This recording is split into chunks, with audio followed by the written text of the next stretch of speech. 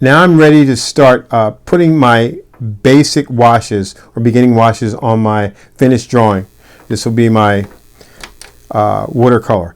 I'm starting from the top and working down.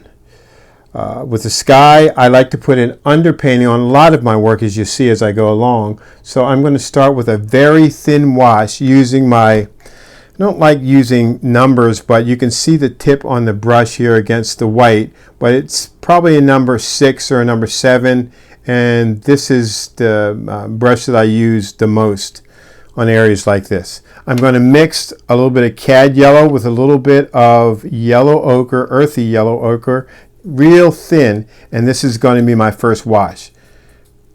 So here we go. We're starting at one end. Notice I didn't wet my paper first. I'm just sort of stroking it on really thin right up and over the horizon line, because I'm going to obliterate that horizon line. I don't want to make it really, really hard and fast, because then it'll look fake. So sooner or later I'm going to scrub that horizon line as I go. So this is the first wash.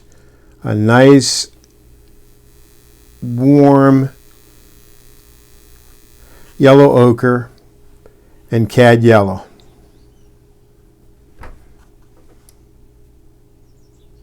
Okay. Now I'm going to use my hair dryer to dry this passage hard. And I will say this a lot as I talk about painting watercolor.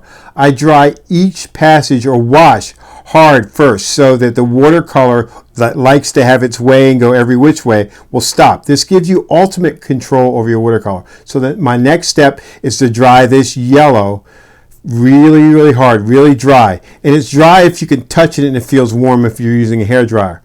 And notice that after it dries, it will be a lot lighter. I hope it will be, because I didn't want it that intense. So now I'm ready to mix my colors to finish off my sky. I'm going to use a little bit of my Payne's Gray. Here it is right here. And I'm mixing on scrap foam core, which is we use when we're framing our work. So I mix it, a little bit of Payne's Gray, a little bit of little blue, cobalt blue. I'm not used to saying colors. I paint intuitively, and I know my colors. So I'm going to use those two together, and I'm going to clean my brush a little bit and put a dot of this red in with it. Oh, that's nice.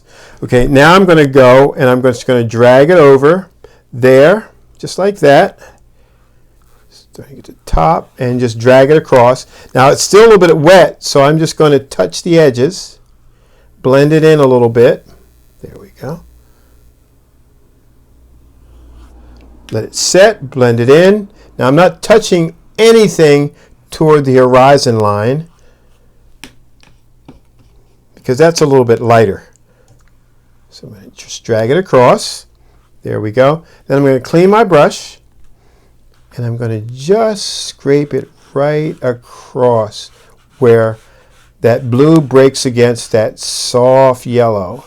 And there we go. Scrubbing so I don't get hard edges.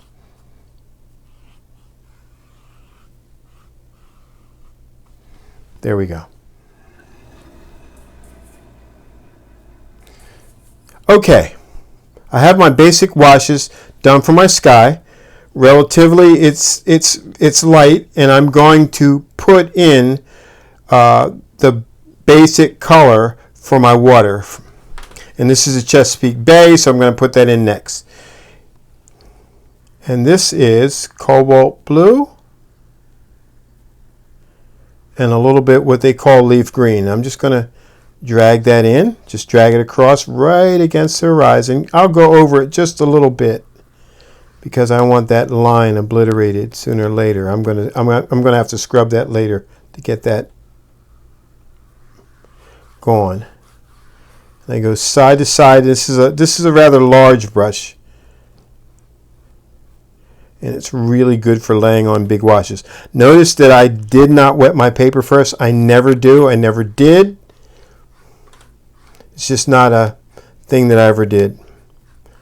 Not a habit I ever got into. It's not that you can't, and you can do it that way if you're used to doing it, but I just never did. This is my base color. I'll drag it across, and you can see a little bit of sky bleeding in to the water, but that's okay because that'll help soften that line of the horizon. And there we go.